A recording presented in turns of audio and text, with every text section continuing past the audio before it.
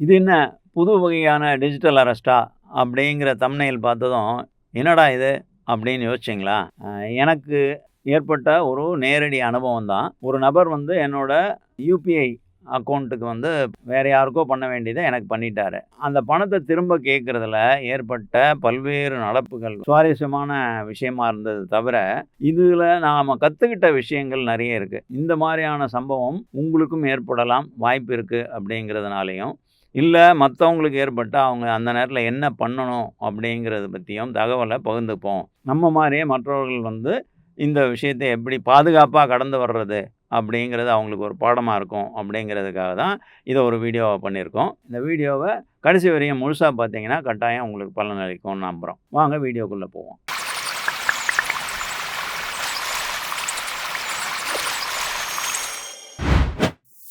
இப்போ நான் சொன்ன சம்பவம் வந்து நடந்தது வந்து இந்த ஜூன் 11ஆம் தேதி இந்த மாசம். அன்னைக்கு ஈவினிங் வந்து நான் ஸ்டுடியோல நம்ம சேனலுக்கான வீடியோல தான் ஒர்க் பண்ணிட்டு இருந்தேன். அப்போ ஒரு கால் வந்துச்சு. கிட்டத்தட்ட ஒரு 4:45 மணி இருக்கும். ஒரு நம்பர் தெரியாத நம்பர் புதுசா இருந்தது. புதுசா இருந்தா நான் பொதுவா அந்த நம்பர்கள என்டர்டெயின் பண்ண மாட்டேன்.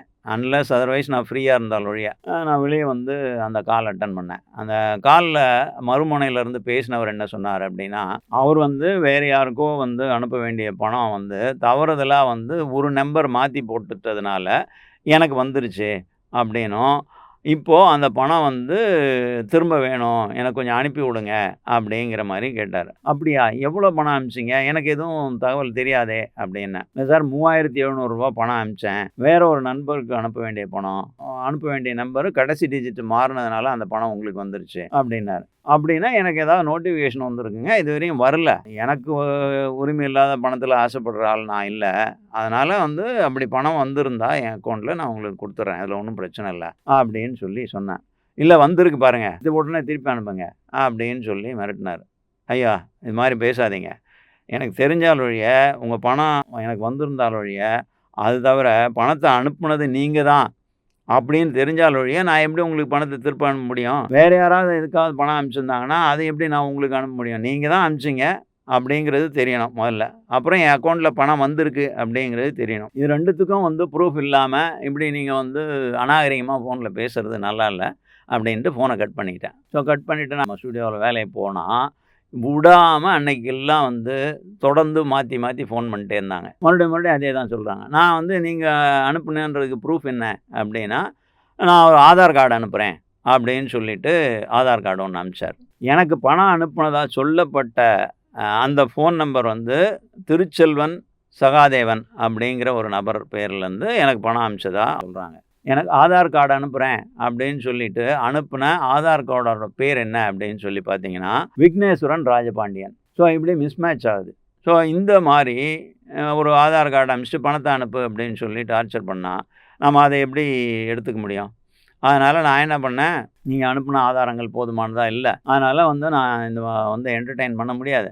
அது தவிர எனக்கு வந்து பணம் வந்துச்சா இல்லையா அப்படிங்கிறத பத்தி நோட்டிஃபிகேஷன் எதுவும் வரல. அது நோட்டிஃபிகேஷன் செக் பண்றேன். நோட்டிஃபிகேஷன்ல அப்படி எதுவும் பணம் வந்ததா காட்டல. இது தவிர எனக்கு வந்து ஆன்லைன் அக்கவுண்ட் வெரிஃபிகேஷன் பண்றதுக்கான ஃபெசிலிட்டிய நான் அந்த பேங்க் பிரான்ச்ல வந்து அவைல் பண்ணிக்கல. அதனால என்னால உடனே ஆன்லைன்ல போய் செக் பண்ணவும் முடியல. இந்த சூழல் இருக்கும்போது தொடர்ந்து இவங்க இப்போ இந்த கால நான் கட் பண்றேன்னதும் உடனே வேற ஒரு நம்பர்லேருந்து வர்றாங்க. அப்புறம் புது நம்பரா இருக்குன்னா மறுபடியும் இவங்களே தான். இப்படி நான் வந்து மாத்தி மாத்தி பண்றாங்க. கிட்டத்தட்ட 3 நம்பர் வந்து இப்படியே தொடர்ந்து இவங்க தான் பண்றாங்கன்னு பிளாக் பண்றேன். அப்படி பிளாக் பண்ணா உடனே வேற ஒரு நம்பர்லேருந்து வராங்க. இதில என்னன்னா, இது எல்லாமே அவங்க எனக்கு வந்து அதுக்கப்புறம் நோட்டிஃபிகேஷன் சொல்லி நான் அனுப்புன பணத்துக்கான இன்டிமேஷன் பாருங்க. எனக்கு வந்த இன்டிமேஷன் அவங்க அனுப்புறது படி பார்த்தா, அவரு 4:42க்கு பணத்த ட்ரான்ஸ்ஃபர் பண்ணியிருக்காரு. எனக்கு ஃபோன் பண்ணி கேட்கும்போது கிட்டத்தட்ட 4:46 அந்த ரேஞ்சில இருக்கும்னு வைங்க. ஆனா 5, 5:15க்குள்ளலாம் இவ்ளோ விஷயங்கள் நடந்துருது. இது வந்து ஒரு பக்கம் அவர் ப்ரூஃப்ன்னு சொல்ற அந்த ஆதார் பொருத்தமா இல்ல. மேட்ச் ஆகல. அனுப்பிச்ச நபர் ஒருத்தரு ப்ரூஃப்ன்னு சொல்லி வேற ஒரு இத அனுப்புறாங்க. இப்படி பல மிஸ்மேட்ச் இருக்கு. எனக்கு நோட்டிஃபிகேஷனும் வந்ததா இல்லங்கிறபோது எனக்கு ஒரு சந்தேகம் இருந்துச்சு. இப்போ சைபர் கிரைம்ல வந்து என்னென்னவோ பண்றாங்க. எப்படி பண்றாங்க அப்படிங்கிறது நம்ம எல்லாருக்குமே நம்மள மாரி காமன் மேனுக்கு புரியறதில்ல. இல்லையா? அப்படி ஏதாவது ஒரு கேங்கு இந்த மாரி பண்றாங்களா? ஏன்னா 2, 3 நம்பர் மாத்தி மாத்தி வராங்களே அப்படிங்கிற ஒரு சந்தேகம் இருந்ததுனால, எந்த நம்பர் வந்தாலும் கால் எடுக்கிறதில்லன்னு முடிவு பண்ணிட்டு ஆனால் உடனடியாக போய் பேங்க் மேனேஜரை கன்சல்ட் பண்ணலாம் அப்படின்னு சொல்லி பக்கத்திலேயே இருந்த இன்னொரு பிரான்ச்சில் போயிட்டு அந்த மேனேஜரை பார்த்து பேசினேன். அங்கே போனபோது அந்த மேனேஜர்கிட்ட பேசிக்கிட்டே இருக்கும்போது இன்னொரு கால் வந்துச்சு. அப்புறம் நான் சொன்னேன், பாருங்கள் சார் இப்போ கால் வருது. அந்த நம்பரை எடுத்து பார்த்தா அந்த நம்பர் தான். இந்த கால் வருது சார், நான் அட்டன் பண்ணாமல் இருக்கேன், எத்தனை மிஸ்டு கால் பாருங்கள் அப்படின்னு காட்டுறேன். கால் எல்லாம் நான் சொல்கிறேன் இல்லைங்களா, இதில் முக்கியமான விஷயம் என்னென்னா, இதெல்லாம் வந்து வாட்ஸ்அப் கால். அதுதான் முக்கியம். ஏன்னா வாட்ஸ்அப் கால் அப்படின்னா கால் ரெக்கார்டில் டேட்டாவை எடுக்க முடியுமா அப்படின்னு தெரியாது. வாட்ஸ்அப் கால் வந்து எண்ட் டு எண்ட் என்கிரிப்டட் இல்லையா, அதனால் இவங்க என்ன பேசுனாங்க அப்படிங்கிறதுக்கான ஆதாரம் எடுக்கிறதுக்கான வாய்ப்பு இருக்கா இல்லையாங்கிறத பற்றிய சந்தேகங்களும் எனக்கு இருக்குது. அதனால் நாம் வந்து இதை ஃபர்தராக ஜாக்கிரதையாக ஹேண்டில் பண்ணோங்கிறதுக்காக தான் மேனேஜர்கிட்ட போய் மேனேஜர்கிட்டையும் காமிச்சேன். அட்டன் பண்ணாதீங்க, விட்டுருங்க, ரிங் ஆகட்டும் அப்படின்னு சொல்லிவிட்டு அவர் வந்து நான் சொன்ன விஷயங்களை கேட்டுட்டு வாட்ஸ்அப்பில் அவன் அனுப்பிச்ச ப்ரூஃப் அதை பார்த்தார். அதை பார்த்துட்டு நீங்கள் வந்து இதை என்டர்டெயின் பண்ணாதீங்க, இந்த மாதிரி கேஸில் எப்போவுமே என்டர்டெயின் பண்ணாதீங்க. ஏன்னா இந்த மாதிரியான ஆட்கள் வந்து என்ன பண்ணுறாங்கன்னு நமக்கு தெரியாது. இப்போது உங்களுக்கு பணம் அனுப்பிச்சவர் வந்து உண்மையிலே வந்து ஒரு தப்பான ஆளா, அந்த சைபர் கிரைம் மாதிரியான விஷயங்களில் தொடர்புள்ள ஆளா இல்லையா அப்படின்றது நமக்கு தெரியல. அப்படி இருக்கவும் வாய்ப்பு இருக்குது. அப்படி இல்லாமல் இருந்தால் நல்லது. ஆனால் இருந்து நம்ம மாட்டிக்கிட்டா நம்ம தான் பாதுகாப்பாக இருக்கணும் நமக்கு அப்படின்றதுனால அட்டன் பண்ணாதீங்க அப்படின்னார். லேபர் வந்து லாரியில் லோட் பண்ணிவிட்டு அந்த லோடுக்கான பணம் வந்து அவருக்கு அனுப்பிச்சது கிடைக்கல அப்படிங்கிறாரு. ஒரு கஷ்டப்பட்டு வேலை செஞ்சவரோட பணம் அப்படின்னா அவருக்கு போய் சேர்றது தான் சார் ரைட்டு. அதனால் அந்த மாதிரியான பணம் எனக்கு தவறுதலாக வந்ததுன்னா நான் வச்சுக்கிறதுக்கு விரும்பலை, அது கொடுத்துட தான் விரும்புகிறேன் அப்படின்னா. நீங்கள் கொடுத்துட விரும்புகிறீங்கிற ரைட்டு சார், ஆனால் இந்த மாதிரி அனுப்பாதீங்க. அவன் திரும்ப கேட்குறான்றதுனால உங்கள் ஜிபேலேருந்து அவருக்கு அனுப்பிச்சிங்கன்னா நாளைக்கு வேறு பிரச்சனைகள் வர வாய்ப்பு இருக்குது. நீங்கள் கொடுத்துடணுன்னு தானே நினைக்கிறீங்க, கொடுங்க, அதை பற்றி இல்லை. அதை மறுபடியும் கால் பண்ணாங்கன்னா அவங்ககிட்ட எந்த பேங்க் அக்கௌண்ட்லேருந்து அவங்க பணம் அனுப்பிச்சாங்களோ, அதாவது திருச்செல்வன் அப்படிங்கிறவர் உங்களுக்கு அனுப்பிச்சாருன்றீங்க இல்லையா, அவரோட அந்த ஜிபே அக்கௌண்ட்டோ இல்லை ஏதோ ஒரு யூபிஐ அக்கௌண்ட்டு ஒரு பேங்க்கோட அட்டாச் ஆயிருக்கும்ல, அந்த பேங்க் எதுன்னு தெரியுமான்னு கேட்டார். அவங்க வந்து தமிழ்நாடு மெர்கன்டைல் பேங்க்குன்னு சொல்கிறாங்க சார்ன்னு. அப்போது தமிழ்நாடு மெர்கன்டைல் பேங்க்கில் போயிட்டு அவர் வந்து கம்ப்ளைண்ட் பண்ண சொல்லுங்கள். இது மாதிரி நான் பணம் அனுப்பிச்சேன், தவறுதலாக வேறு ஒரு நம்பருக்கு போயிடுச்சு, அவர் எனக்கு பணத்தை தரேன்னு ஒத்துக்கிறாரு, அந்த பணத்தை திரும்ப வாங்கி கொடுங்க, ஆனால் ஜிபே மூலமாக அனுப்ப மாட்டேங்கிறாரு, த்ரூ பேங்க் வாங்கிக்கோ அப்படின்னு சொல்கிறாரு, எனக்கு அந்த பணம் வாங்கி கொடுங்க அப்படின்னு அவர் கம்ப்ளைண்ட் பண்ணாருன்னா அந்த பேங்க்லேருந்து உங்கள் பிரான்ச்சுக்கு தகவல் வரும். அந்த பிரான்ச்சில் மேனேஜர் வந்து கூப்பிட்டு உங்ககிட்ட கேட்பார், இது மாதிரி ஒரு கம்ப்ளைண்ட் வந்ததில் உங்கள் பணத்தை வந்து உங்களுக்கு அக்கௌண்ட்டுக்கு அனுப்பிச்சிருக்காங்க, திரும்ப கொடுத்துட்றீங்களா, உங்களுக்கு வர வேண்டிய பணம் தானே இல்லை அவங்க கிளைம் பண்ணுறது ரைட்டா அப்படின்னு கேட்பார். அவங்க கிளைம் பண்ணுற ரைட்டு தான், நான் பணத்தை திரும்ப கொடுத்துட்றேன்னு சொல்லி நீங்கள் வந்து அதுக்கு ஒப்புதல் கொடுத்தீங்கன்னா இவர் வந்து அந்த பணத்தை திரும்ப பேங்க்குக்கு அனுப்பிடுவார். அந்த பேங்க்லேருந்து அவருக்கு வந்து கிரெடிட் ஆயிரும், அதனால் அவருக்கு அந்த பணம் போயிடும்.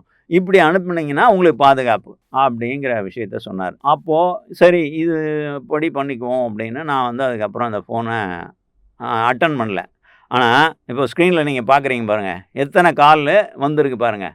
நான் இதில் வந்து நடந்த கான்வர்சேஷன் எல்லாத்தையும் உங்களுக்கு காட்டுறேன். இப்போ என் ஃபோனில் இருக்கிறத நீங்கள் பாருங்கள். ஸோ 4:46க்கு வந்த கால்லேருந்து அதுக்கு அடுத்து என்னென்ன கான்வர்சேஷன் எங்களுக்குள்ளே நடந்ததுங்கிறதெல்லாம் காட்டுறேன் பாருங்கள். இதில் என்னென்னா இன்னொன்று இதை க்ளோஸாக பாருங்கள். இதில் வந்து ஒருத்தர் நடுவில் வாட்ஸ்அப்பில் மெசேஜ் போட்டு கிளைம் பண்ணுறாரு, நான் வந்து அட்வொகேட்டு, இப்போது பணம் அனுப்பிச்ச ஆளுக்கு வந்து படிக்க தெரியாது, அதனால் அவர் சார்பாக நான் பேசுகிறேன், அது கஷ்டப்பட்ட பணம், அதை திரும்ப கொடுத்துருங்க அப்படிங்கிறாரு. நான் அதுக்கு பதில் போடுறேன், சார் அட்வொகேட்டுன்னா உங்களுக்கு தெரிஞ்சிருக்கும், அதனால் உங்களுக்கு நான் சொல்ல வேண்டிய அவசியம் இல்லை, நான் பணத்தை திரும்ப கொடுக்க தயாராக இருக்கேன், ஆனால் த்ரூ ப்ராப்பர் சேனல். அதனால் அவங்கள போய் பேங்க்கில் அப்ரோச் பண்ண சொல்லுங்கள்.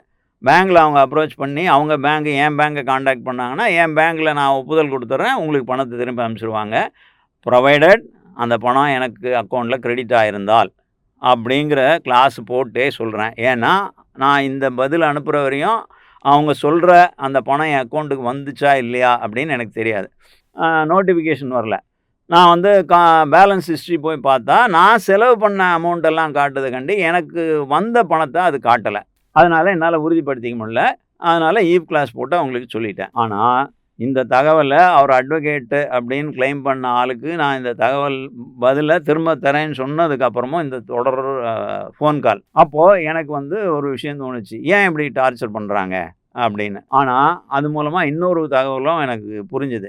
ஏன் அப்படின்னா, உண்மையிலேயே இவங்க ஒரு சைபர் கிரிமினலாக இருக்க பட்சத்தில் இவ்வளோ தூரம் தொடர்ந்து டார்ச்சர் பண்ணால் நான் வந்து போலீஸில் கம்ப்ளைண்ட் பண்ணிடுவேன் அப்படின்னு வேற சொன்னேன். என்னை தொடர்ந்து டார்ச்சர் பண்ணிங்கன்னா போலீஸில் கம்ப்ளைண்ட் பண்ணுவேன் அப்படின்னு. அதுக்கப்புறமாவது நிறுத்தியிருப்பாங்க. அதையும் தாண்டி மறுபடியும் பண்ணிக்கிட்டே இருக்காங்கிறதுனால எனக்கு வந்து இவங்க சைபர் கிரிமினல் அப்படிங்கிற மாதிரி நான் முடிவு பண்ணல. ஆனால் இன்னொரு விஷயம் எனக்கு தோணுச்சு. அதனால் இப்போது நான் முதல்ல கன்சல்ட் பண்ண பேங்க் மேனேஜர் வந்து வேறு, நான் தொழில் ரீதியாக தொடர்புள்ள ஒரு மேனேஜர். ஆனால் எனக்கு பணம் அனுப்பப்பட்டதாக சொல்கிறாங்க இல்லையா, அந்த அக்கௌண்ட்டு ரிலேட்டடாக இன்னொரு பொதுத்துறை வங்கி அது. அதனால் அந்த பேங்க் மேனேஜரையும் மீட் பண்ணுவோன்ட்டு அவர்கிட்ட போய் கேட்டேன். அவர் வந்து என்ன சொன்னார்னா, இல்லை நீங்கள் வந்து இது மாதிரி பணத்தை திரும்ப இப்படி அனுப்பாதீங்க, நீங்கள் பணத்தை திரும்ப கொடுத்துட்றேன் அப்படிங்கிறது நல்ல விஷயம், கொடுத்துருங்க. ஆனால் ஜிபே மூலமாகவோ இல்லை அவங்க ஆள் நேரில் வரேன் எனக்கு கேஷாக எடுத்து கொடுத்துருங்கன்னாலும் அப்படி கொடுத்துறாதீங்க. அப்படி கொடுத்துட்டா உங்களுக்கு நாளைக்கு பிரச்சனை வரவும் வாய்ப்பு இருக்குன்னாரு. என்ன மாதிரி பிரச்சனை வரும் சார் அப்படின்னு சொல்லி அவர்கிட்ட கேட்டேன். அவர் கொடுத்த விளக்கம்தான் முக்கியமாக இங்கே நமக்கு வந்து தகவல். அதுதான் எல்லாரும் தெரிஞ்சுக்க வேண்டியது அப்படின்னு நான் நினைக்கிறேன். என்ன அவர் சொன்னாருன்னா, ஒருவேளை நீங்கள் வந்து சைபர் கிரிமினலாக இருந்தாங்க அப்படின்னா, நீங்கள் பணம் கொடுக்குறேன்னு ஒத்துக்கிட்டிங்கன்னா, அதுக்கப்புறம் என்ன பண்ணுவாங்க, சார் நான் ஒரு லிங்க் அனுப்புகிறேன், இந்த லிங்கை கிளிக் பண்ணி அதில் பணம் அனுப்பிடுங்கன்னு சொல்லலாம். ஏன்னா இன்றைக்கி பணம் திரும்ப வாங்குறதுலே தான் குறியாக இருக்கான். நீங்கள் எப்படி கொடுக்குறீங்க அப்படிங்கிறத ஜிபே மூலமாக அனுப்பு அது இதுன்னு சொல்லிக்கிட்டு இருக்கான். நீங்கள் முடியாதுங்கிறீங்க. இந்த கட்டத்தில் அவன் வந்து இந்த லிங்க்கை கிளிக் பண்ணி இதை அனுப்புங்கன்னு சொல்லி ஒரு லிங்க் அனுப்பிச்சு அந்த லிங்க்கை நீங்கள் கிளிக் பண்ணிங்கன்னா அது வந்து பெரிய சிக்கலாக மாறும். சைபர் கிரிமினல்ஸ் இப்படி தான் ஆப்ரேட் ஆகிறாங்க. அப்போது உங்கள் டேட்டா எல்லாமே அவங்க கைக்கு போயிடும். அதுக்கப்புறம் உங்களோட பேங்கிங் விஷயங்கள் எல்லாத்தையும் வந்து அவங்க எக்ஸ்ப்ளாய்ட் பண்ணுறதுக்கு வாய்ப்பு இருக்குது. அதனால் அப்படி எந்த லிங்க் வந்தாலும் அதை கிளிக் பண்ணாதீங்க, அதை என்டர்டெயின் பண்ணாதீங்க அப்படிங்கிறத பாயிண்ட்டாக சொன்னார். சரி, அவன் சைபர் கிரிமினல் இல்லை, உண்மையில் கஷ்டப்பட்டான், அதுக்கான பணத்தை தான் கேட்குறான், அதை திரும்ப கொடுத்துட்றது அப்படின்னு நீங்கள் நினைக்கிறீங்க. அப்போ திரும்ப கொடுத்துட்டிங்கன்னா அந்த நபர் வந்து உங்களோட புரிதல் படி ஒரு லோ லெவல் வேலையில் செய்கிற ஆள், அன்னாடம் ஒரு பழப்ப ஓட்டுறாள். இந்த மாதிரி ஆட்களை மற்ற கிரிமினல்கள், அதாவது தவறான காரியத்தில் ஈடுபடக்கூடிய ஆட்கள், உதாரணத்துக்கு சொல்கிறேன், போதை மருந்து கடத்துறவன் இல்லை வேறு மாதிரியான இது மாதிரியான குற்றச் செயலில் ஈடுபடக்கூடிய ஆட்கள் வந்து பெரும்பாலும் இந்த மாதிரி அவங்கக்கிட்ட வேலை செய்கிற லோ லெவல் எண்ட் ஆட்களை பயன்படுத்தி இது மாதிரி பல விஷயங்களை பண்ணுறாங்க. உங்களுக்கு பணம் அனுப்பிச்சவர் வந்து உண்மையில் தப்பு பண்ணாத ஆளாக இருந்தாலும் கூட அவரோட முதலாளியோ மற்றவங்களோ இல்லை வேறு யார்கிட்டேயோ நண்பர்கள் உறவினர்கள்னு யாருக்கிட்டேயோ மாட்டி அவர் வந்து ஏதாவது ஒரு தப்பான காரியத்தில் ஈடுபட்டிருக்காரு அப்படின்னா அதில் நாளைக்கு சிக்கினாங்கன்னா அப்போ வந்து இன்வெஸ்டிகேஷன் நடக்கும். அந்த இன்வெஸ்டிகேஷன் நடக்கும்போது அவருக்கு மாட்டினார்னா அவரோட பேங்க் டிரான்சாக்ஷன்லாம் வந்து வெரிஃபை பண்ணுவாங்க, செக் பண்ணுவாங்க. அப்படி செக் பண்ணும்போது உங்களுக்கும் பணம் அனுப்பிச்சிருக்காரு அப்படிங்கிற ரீதியில் உங்களை வந்து நாளைக்கு என்கொயரி பண்ணுறதுக்கான வாய்ப்பு இருக்குது. அப்படி என்கொயரி பண்ணி நீங்கள் வந்து அவங்களுக்கு நீங்கள் குற்றவாளி இல்லைன்னு நிரூபிக்க வேண்டிய கட்டாயம்லாம் அன்றைக்கி உங்கள் தலையில் பர்டனாக ஏறும். எதுக்கு தேவையில்லாமல் அந்த இதை சுமக்கிறீங்க? இதுவே அவர் பேங்க் மூலமாக காண்டாக்ட் பண்ணி உங்ககிட்ட பணத்தை வாங்கிட்டாருன்னா இந்த பிரச்சனையே இருக்காது. அதனால் நீங்கள் பேங்க் மூலமாக பணம் அனுப்புங்க. அப்போது பேங்க்கில் வந்து நீங்கள் பணம் அனுப்பும்போது இந்த காரணத்தையும் சொல்லி அனுப்பும்போது பிரச்சனை இருக்காது அப்படிங்கிறத அவர் விளக்கமாக சொன்னார். ஸோ இதில் அதுக்கு அடுத்த கட்டமாக இன்னொரு தகவல் என்னென்னா, இந்த கதையை கேட்ட ஆட்கள் சரி கடைசியாக பணத்தை அனுப்பிச்சிங்களா இல்லையா அப்படிங்கிற ஒரு கியூரியாசிட்டியில் ஒருவேளை அதை தெரிஞ்சுக்க விரும்புனீங்கன்னா அந்த தகவலையும் சொல்லிடுறேன். எப்படி அனுப்பிச்சேன், அனுப்பிட்டேன், எப்படி அனுப்புனேன் அப்படிங்கிறத சொல்கிறேன். இது நைட்டு முடிஞ்சு கிட்டத்தட்ட 9:30 வரையும் எனக்கு வந்து தொடர்ந்து ஃபோன் பண்ணி டார்ச்சர் பண்ணிக்கிட்டே இருந்தாங்க. ஒரு கட்டத்தில் நான் என்ன பண்ணேன்னா, என்னோடய வாட்ஸ்அப் கால் வருதுங்கிறதுனால டேட்டாவை ஆஃப் பண்ணிட்டேன். அதே மாதிரி அதை விட்டால் ஃபோன் காலில் கூப்பிட்டுட்டே இருக்காங்கங்கிறதுனால அதை வந்து சைலண்ட் மோடில் போட்டு வச்சிட்டேன். ஏன்னா எனக்கு வரக்கூடிய கால்கள் தொழில் ரீதியாகவோ இல்லை மற்ற உறவினர்களோ நண்பர்களோ கூப்பிட்றவங்க அவங்களும் வந்து என்னை கால் பண்ண முடியாமல் போயிடும். ஒரு வேளை மிஸ்டு காலில் இருந்தால் அப்புறம் நான் அவங்க பார்த்து பேசக்கூட வாய்ப்பு இருக்குது. ஆனால் ஆஃப் பண்ணி வச்சேன்னா எனக்கு அவங்க மிஸ்டு கால் கூட இருக்காதே அப்படிங்கிறதுனால சைலண்ட் மோடில் போட்டு வச்சிட்டேன். கிட்டத்தட்ட 9:30 வரையும் எனக்கு தொடர்ந்து கால் பண்ணிக்கிட்டே இருந்திருக்காங்க. அப்புறம் மறுநாள் காலையில் பார்த்தீங்கன்னா ஒரு 8 மணிக்கே மறுபடியும் ஆரம்பிச்சிட்டாங்க. நான் மறுபடியும் சொல்கிறேன், நான் அனுப்புகிறேன், எனக்கு வெரிஃபை பண்ணிவிட்டு அனுப்புகிறேன், நான் த்ரூ பேங்கிங் சேனல் தான் அனுப்புவேன் அப்படின்னு மறுபடியும் சொல்கிறேன். ஏன்னா இந்த நேரத்தில் நான் கிட்டத்தட்ட அவங்க சைபர் கிரிமினல் இல்லை அப்படின்னு ஒரு முடிவுக்கு வந்திருந்தேன். ஆனால் அது என்னோடய முடிவு. உண்மையில் இந்த சைபர் செக்யூரிட்டி ரிலேட்டட் விஷயத்தில் ஈடுபட்டு இருக்கக்கூடிய ஆட்களோ அதை பற்றி நல்லா தெரிஞ்ச ஆட்களோ நீங்க வந்து உங்களுக்கு ஒரு வேளை தெரிஞ்சிருந்தால், என்னோட இந்த மாரியான முடிவோ, இல்ல ஒப்பீனியனோ தப்பா இருந்தா, அத கூட கரெக்ட் பண்ணுங்க அப்படின்னு கேட்டுக்கிறேன். ஏன்னா, அப்படி நீங்க கரெக்ட் பண்ணி கமெண்ட் செக்ஷன்ல ஏதாவது போட்டீங்கன்னா, இந்த தகவல்கள் வந்து மற்ற நேயர்களுக்கும் பலனளிக்கக்கூடியதா இருக்கும்.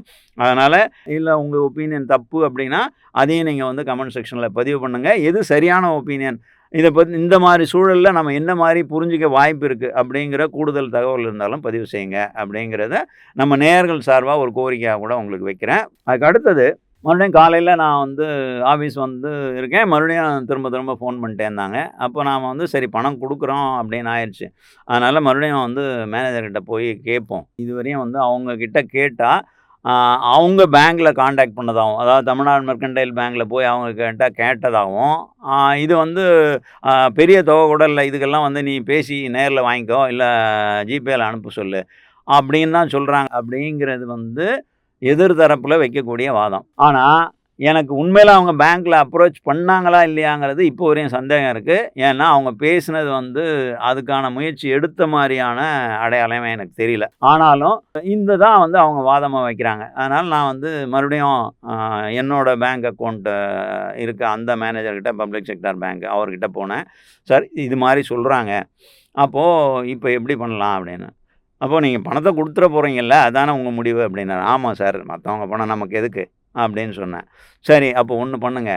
அவங்ககிட்ட நீங்க ப்ரூஃப் கேளுங்க. ப்ரூஃப் அப்டின்னா என்னன்னா, அவனோட ஆதார் கார்டு. யார் உங்களுக்கு பணம் அனுப்பிச்சாங்களோ அவரோட ஆதார் கார்டு. ஏன்னா ஏற்கனவே நீங்க ஒண்ணு அனுப்பிச்சிருக்கேங்க சொல்றீங்க. அத பார்த்தோம்னா வேற பேர்ல இருக்கு. அந்த வேற பேர்ல இருக்க ஆதார் கார்டு உங்க வச்சுட்டு என்ன பண்ண போறீங்க? உங்களுக்கு பணம் அனுப்புனதா சொல்ற அவரோட ஆதார் கார்டு, அவரோட பான் கார்டு, அவரோட பேங்க் அக்கவுண்ட் டீட்டெயில்ஸ். அதில வந்து அவரோட அக்கவுண்ட் நம்பர், அவரோட பேரு, அதே மாரி ஐஎஃப்எஸ்சி கோடு. இதெல்லாம் இருக்கிற மாரியான டேட்டாஸ் இருக்கிற மாரி டாக்குமெண்ட்ட உங்களுக்கு அனுப்ப சொல்லுங்க. அந்த டேட்டா உங்களுக்கு அனுப்பிச்சு, அத பார்த்து நீங்க கன்வின்ஸ் ஆயிட்டீங்கன்னா, அப்போ வாங்க. ஒரு செக் மட்டும் குடுங்க. இப்போ ரூ. 3700னா, ரூ. 3700க்கு அந்த ஆள் பேர்ல ஒரு செக் குடுங்க. அந்த செக்க பேஸ் பண்ணி நாம நிஃப்ட் ட்ரான்ஸ்ஃபர்ல அவரோட பேங்க் அக்கவுண்ட்டுக்கு நேரா பணத்த போட்டுடலாம். அதுல வந்து ரிமார்க்கா வந்து இது மாரி மிஸ் சென்ட் அமௌண்ட்ட ரிட்டர்ன் பண்றோம் அப்படிங்கிறத சேர்த்து ரெக்கார்ட் பண்ணிட்டோம்னா, உங்களுக்கு வந்து அது என்னைக்குமே சேஃப். நாளைக்கு நான் நேத்து சொன்ன மாரியான ஒரு சிக்கல் வருது, அப்படி விசாரணை வருதுன்னாலும், இந்த பணம் எனக்கு எப்படி வந்ததுன்னா, இது மாரி வந்துச்சு. அத திருப்பியும் அனுப்பிட்டேன். நீங்க ரிமார்க்ல பேங்க்ல அன்னைக்கே ரெக்கார்ட் ஆயிருக்கிறத பாருங்கங்கிறது உங்களுக்கு சப்போர்ட்டிங் எவிடன்ஸா இருக்கும். அதனால அப்படி பண்ணுங்க அப்படின்னு சொல்லி சொன்னாரு. அதே மாரி திருச்செல்வனோட டேட்டாஸ் எல்லாத்தையும் வாங்கி, அத வந்து ரெக்கார்டா வச்சுக்கிட்டு, அதுக்கப்புறம் வந்து அவரு அனுப்புன பேங்க் அக்கவுண்ட் நம்பருக்கு ஐஎஃப்எஸ்சி கோடு போட்டு ஒரு செக்கு குடுத்தேன். அந்த செக்க பேஸ் பண்ணி நேத்தியே வந்து அவருக்கு பணம் போய் சேர்ந்துருச்சு. கிட்டத்தட்ட அவரு எனக்கு முதல்ல கான்டாக்ட் பண்ணாரு. அதுலேருந்து 24 ஹவர்ஸ்க்குள்ள அந்த பணம் போய் அவருக்கு சேர்ந்துருச்சு. ஆனா, இதுக்கு நடுவுல அவங்க பண்ண டார்ச்சர், அது வந்து எனக்கு மிகப்பெரிய வலிய குடுத்தது. நான் ஃபோன ஆஃப் பண்ற நெலம ஆயிருச்சு. மறுநாள் காலையிலலாம் வந்து 8 மணிக்கு ஆரம்பிச்சு பண்ணது வந்து, நான் பேங்க் மேனேஜர போய் பார்க்கும்போது ஃபோன ஆஃப் பண்ணிட்டு அப்படிதான் போனேன். அவர்கிட்ட ஆன் பண்ணி தான் காமிச்சேன். இது மாரி இருக்கு சார்ன்னு சொல்லி. ஸோ, இப்போ அந்த வகையில என்னோட செயல்பாடுகள, என்னோட நடவடிக்கைகள இது மாரி செயற்கையா இந்த டிஜிட்டல் ஊடகத்தில வந்து முடக்கிட்டாங்க அப்படிங்கிறதுனால தான் இத வந்து இன்னொரு வகையான டிஜிட்டல் அரெஸ்ட்டா அப்படிங்கிற மாரி பார்க்கலான்னு எனக்கு ஒரு தோணுச்சு. அதனால தான் இந்த மாரி டைட்டில் வச்சிருக்கோம். இந்த வீடியோல இருக்க தகவல்லாம் உங்களுக்கு பிடிச்சிருக்கும் அப்படின்னு நான் நினைக்கிறேன். அப்படி நீங்களும் நம்புனீங்கன்னா இந்த வீடியோவ உங்களோட நண்பர்களுக்கு, உறவினர்களுக்கு, குறிப்பா இளைஞர்களுக்கு, இது தவிர அதிக ஐடி நாலேஜும், விவரமும் இல்லாத மற்ற மூத்தவர்களுக்கு எல்லாருக்கும் இத அனுப்பி வைங்க. அவங்களுக்கு இது வந்து கட்டாயம் பயனளிக்கக்கூடியதா இருக்கும் அப்படின்னு நாங்க நம்புறோம். இதுவரையும் எங்க சேனல நீங்க சப்ஸ்கிரைப் பண்ணாத ஆளா இருந்தா, இந்த சேனலுக்கு சப்ஸ்கிரைப் பண்ணி எங்களுக்கு சப்போர்ட் பண்ணுங்க. அடுத்த வீடியோல உங்கள மறுபடியும் சந்திக்கிறோம். நன்றி, வணக்கம்.